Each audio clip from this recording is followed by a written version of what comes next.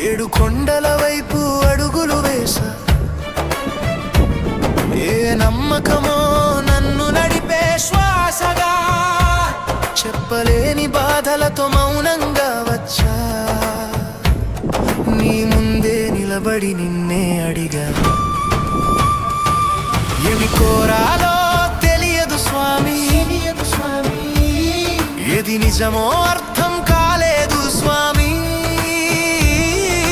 చేతులు జోడించి నిలబడ్డ వేళ నా కన్నీళ్ళే నా మాటలయ్యే వేళ. గోవింద గోవింద నీ చూపే నా ఆశల దారి వెంకటేశ.